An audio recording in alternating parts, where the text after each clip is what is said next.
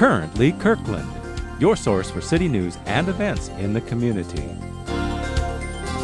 With Connie Turman at the news desk.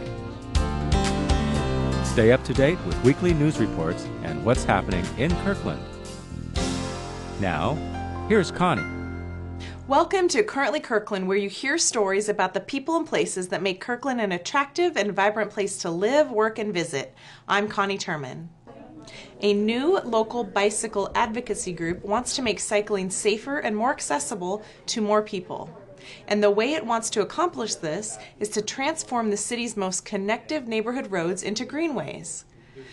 Founding members of Kirkland Greenways discussed this strategy February 20th with 30 residents at their first monthly meeting.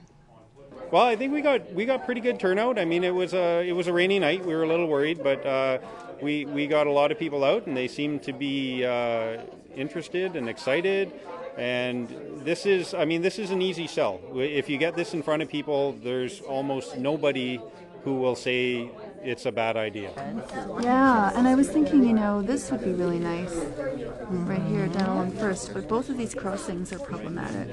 The idea of Kirkland Greenways is to identify the neighborhood roads that connect residents to important destinations such as schools, restaurants, and bus stops, and transform them into greenways by using a variety of traffic calming devices such as street trees, splitter islands, and curb bulbs. What they're doing here is they're looking at a couple of maps and they're identifying routes that they think would be cool places for bicycle greenways, and they're also identifying destinations that people would like to get to, and then crossings of arterial streets that people find particularly, unnerving or scary. One of the advantages of creating greenways, says advocates, is they capitalize on infrastructure that already exists.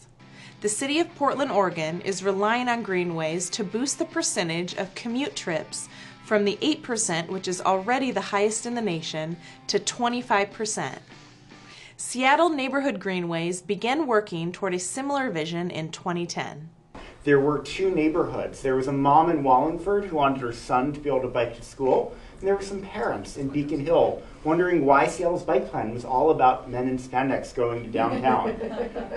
Together, they got about $100,000 in grant funding. They got the ball rolling.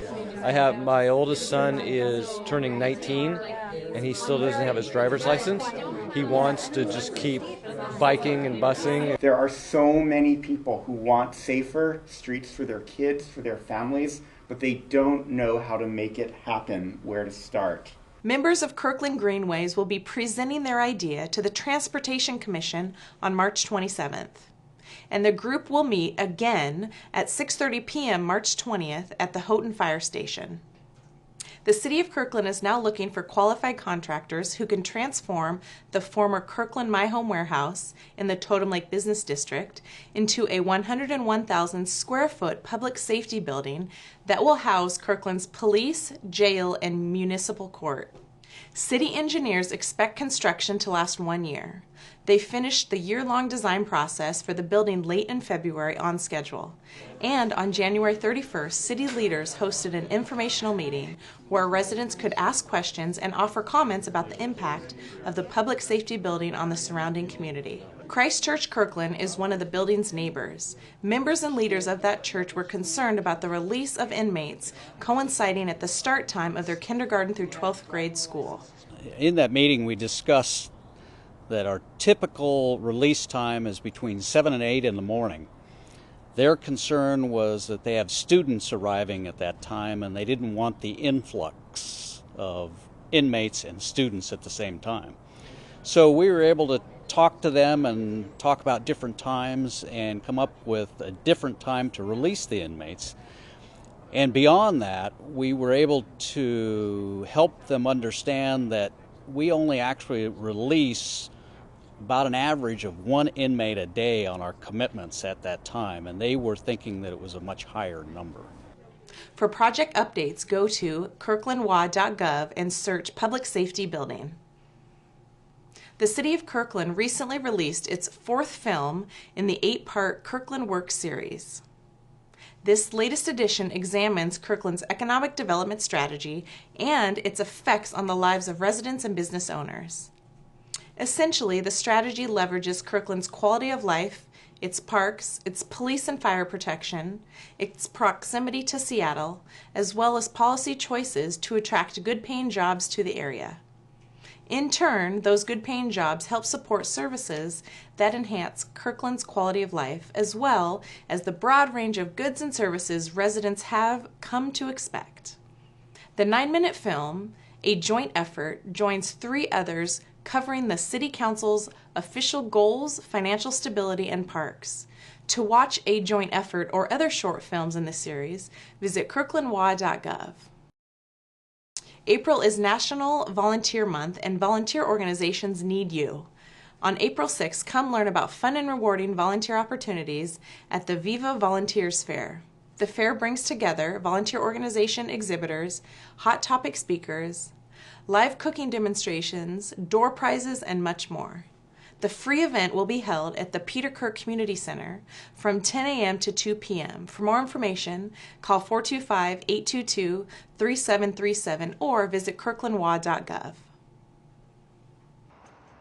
The city has set up 2 self-service sand bag filling stations to help Kirkland residents and businesses prepare for localized flooding. Citizens must provide their own shovel and are asked to use the supplies in good faith. The stations are located at the Public Works Maintenance Center, 915 8th Street, and at the future Public Safety Building parking lot, 11831 120th Avenue Northeast. The stations will be open 24 hours a day through April 30th. For more information, call the Public Works Maintenance Center at 425-587-3900 or visit kirklandwa.gov. Hot off the press, the 2013 Spring and Summer Kirkland Parks Guide is coming to a mailbox near you. From Ninja Turtle Camp to Zumba, the guide is loaded with classes and activities for all. In the guide, you'll find the classics like swimming lessons and summer camps, along with many new offerings, including Ready, Set, Run, a youth running program, Pilates, and beach volleyball for adults. The Parks Guide and additional information can be found at kirklandparks.net. A limited supply of guides will be available for pickup at North Kirkland and Peter Kirk Community Centers, the library, and City Hall. Are you harboring a fugitive? A 4-legged fugitive, that is. Pet licenses are required in the city for cats and dogs 8 weeks or older and must be renewed each year. If your pet is not currently licensed, the Regional Animal Services of King County is cutting you a break for the month of April by offering pet license amnesty. If you haven't already purchased a new license or renewed an existing one for your pet, now is the time. Pet owners can purchase or renew licenses by April 30th for their cats or dogs without the worry of being fined or not having an unlicensed pet. Apply online at kingcounty.gov/pets. Come to the City Hall during business hours or call 206-296-2712. Thank you for watching Currently Kirkland. Remember, you can watch us on demand on the city's website and on your mobile devices and on YouTube. If you have any news tips, suggestions, or comments, please send them to kirklandtv@kirklandwa.gov. We'd love to hear from you. Thanks for watching, and we'll see you next time.